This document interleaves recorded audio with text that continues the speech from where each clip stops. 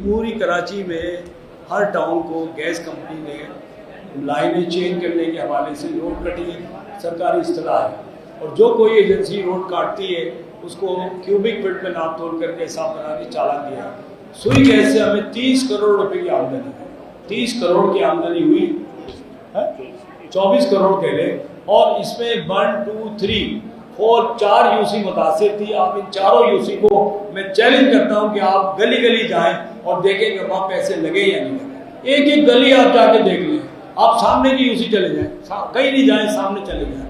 हर गली जो खुदी थी हम बनाने लगे। देखिए इसको कितने लोग फॉलो कर रहे हैं। ऐसा पेट में दर्द हुआ सिंध गवर्नमेंट के, हर आदमी पूछता है कि रोड कटिंग के पैसे कहाँ हैं, रोड कमिश्नर पूछता है, डीसी पूछता है, गवर्नर, हर आदमी पूछता है। हमने कहा भाई हम खा तो नहीं गए, वो हेड में अलग जमा है, वहाँ से पैसा निकल नहीं सकता।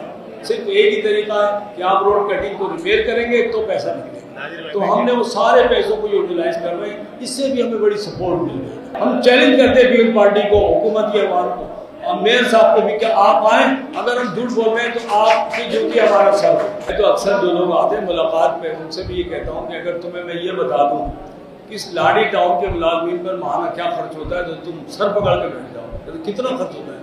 10 करोड़ रुपए माहाना, 10 करोड़ रुपए माहाना।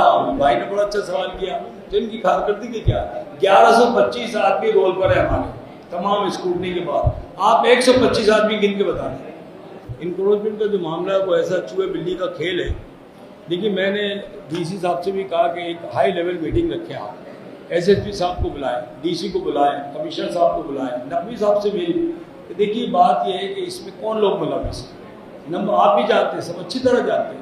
नंबर 1 पुलिस, उनकी मर्जी के बगैर कोई ठेला नहीं लग सकता, और पूरा नेटवर्क जो है वो आपका थाना चलाता है, उनसे उगाई करता है और सब चीज़ें चलती हैं। दूसरे नंबर पे ये जितने भी एंटी इंक्रोचमेंट, चाहे केएमसी का हो, टाउन का हो, 2-2, 3-3 इदारे काम कर रहे हैं, ये सब मिलके सारे काम करते हैं। आप आज हटाते हैं कल वो लग जाता है। एक इदारा कहता है पूरा 12,000 रोड केएमसी कहती है हमारा है, 362 हमारा है, 351 है। मतलब एक अजीब व गरीब सूरत हाल है। लोगों की बेरोजगारी बढ़ती चली जा रही है, इंक्रोचमेंट बेइंतहा बढ़ रहा है।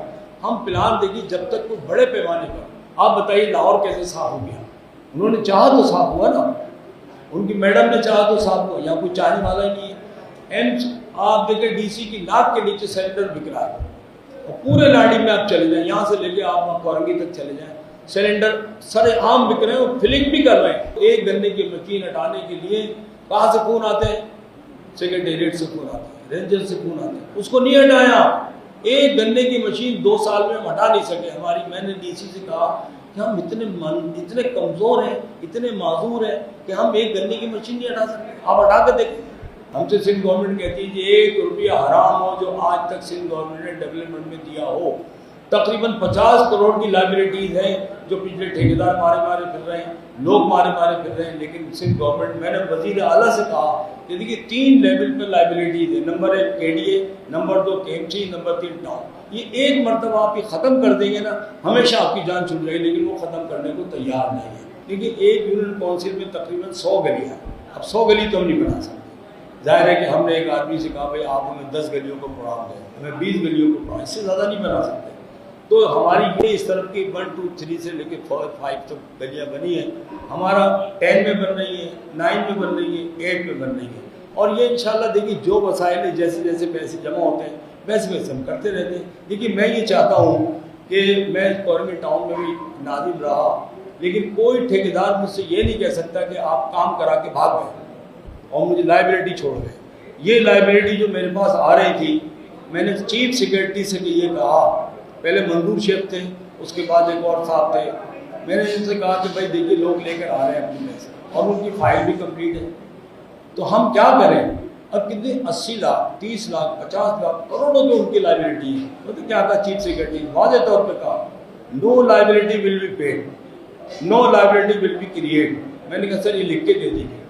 उन्होंने लिख के भी दे दिया कि 1 रुपया आप किसी को पे नहीं कर सकते, आपको पता है कि काम कैसे हुआ था। मैंने कहा सर हमें क्या पता, लेकिन वो ठेकेदार तो रो रहा है। एक ठेकेदार हमीद, उसका नाम बता दूं, वो जूतियाँ गिर गई, उसका हार्ट फेल हो गया, तो पैसे नहीं मिले। तो बात ये है कि हम नहीं चाहते कि हम किसी से काम कराएं।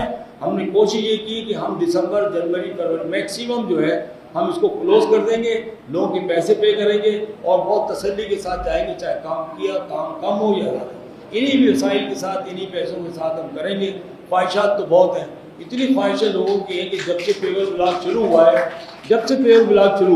तो सबको पेवर की बीमारी लग गई, कारपेट को चाहता ही नहीं, बोले पेवर लगाओ। भाई बात ये कि जितनी गुंजाइश होगी उतनी करेंगे ना।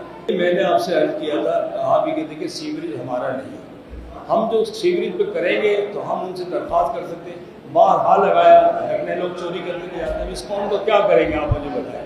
वाटर बोर्ड एमडी ने ये कहा, असदुल्ला ने ये कहा कि भाई आप फ़ौरन उसकी फ़ोटो लें और एक्सचेंज को भेजें, अगले दिन लग जाएंगे, और वो करते हैं, इसको कोई शक नहीं है। वो ढक्कन लगता है लेकिन चोरी हो जाता है। सीवरेज का मामला तो देखें ऐसा है, ताहिर भाई एक साथ नाराज़ हो गए, कहने लगे कि यार ये सीवरेज का पानी बार बार निकलता है, गटर जो है बार बार ख़राब होते हैं। तो मैंने एक मजाकन एक बात कही, आपको भी सुना दूँ, आपको भी हंसी आएगी। मैंने कहा यार बीवी का मिजाज और गटर का मिजाज एक जैसा है, आप सुबह सही छोड़ के जाए शाम को उबल जाती है, सुबह उसका गटर सही है शाम को मसला ख़राब हो जाता है। तो भाई ये गटर है, गटर का मामला तो ऐसे ही है कि इसमें आदमी कुछ नहीं कर सकता।